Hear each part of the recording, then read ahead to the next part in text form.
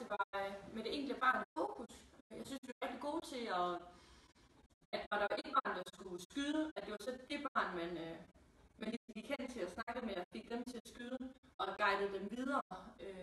Og sammen, når de havde hæppet, du tog imod dem over ved hæppning, at man guidede dem over og sagde, nu skal du over og hæppe, og du tog imod dem. Så de hele tiden blev guidet rundt og følte, at de var i fokus. Det synes jeg er vigtigt.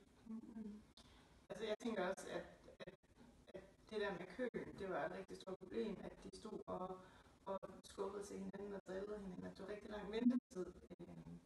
Så måske man skulle have lavet en mindre gruppe børn, så der ikke var så lang ventetid, eller måske aktiviteterne rundt om dagen skulle have været sværere, så det havde taget længere tid for dem at komme igennem det, så de ikke havde stået så lang tid og ventet i køen. Ja.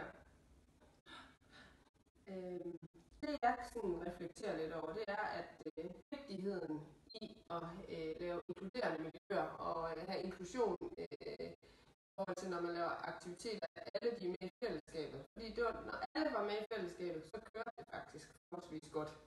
Men det der med, når man skal ekskludere nogen, det synes jeg, det var der, hvor børnene de også mistede fokus. Så klart lave inkluderende miljøer. Ja, jeg tænker også i forhold til, altså min refleksion har også været det her med, hvor vigtigt det er, at vi har et kendskab, vi har en relation til barnet og til gruppen, i forhold til, altså, hvad aktiviteten skal indeholde.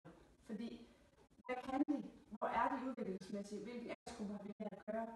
Og hvor er det enkelte barn? Hvis vi ikke har den relation, så er det svært for os at træde ind med så måske svær en aktivitet, som vi har valgt her, fordi vi ikke har nogen anelse om, hvad der vi kommer ud til.